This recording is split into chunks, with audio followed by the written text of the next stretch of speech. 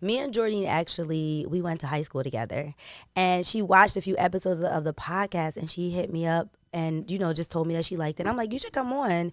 And she was like, she threw this topic out there to me. She was like, let's talk about maintaining our identities as mothers.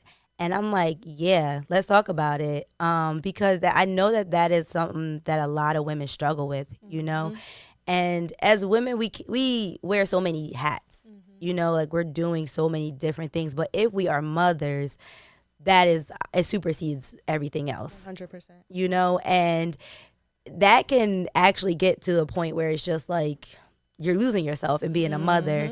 And I've been there. I was telling Jordine, like, I'm not there now. Like, my son is 4, and I figured it out at this point how to, love on him and love on myself. But I had to get there. I was telling Jordine, like, it took me like a year and a half to feel like myself again after having my kid. So that's like, think about it. That's 10 months pregnant, right? You're 40 weeks. I went 40 weeks in 3 days. So all of that time I wasn't myself. My body was overtaken by another human. And then another year and a half it took me to like feel like myself again. And then when I did feel like myself again, it was like, I always say, I was pre-mom dom and then post-mom dom. Like, every time I take a shot at tequila, I'll be like, oh, this remind me of pre-mom dom. Like, this remind me of my past life. But because I'll never be that dom again, and I don't want to be, right? Because my son has added all the value to my life. He is the best thing that's ever happened to me. So I don't want to be that, but it's just, it shifts your entire life. 100%. In a way that no one really prepares you for. Nope. Like, no one ever really explains it to you in a way that I didn't understand it. So how old is your baby? 1.5. Oh my gosh.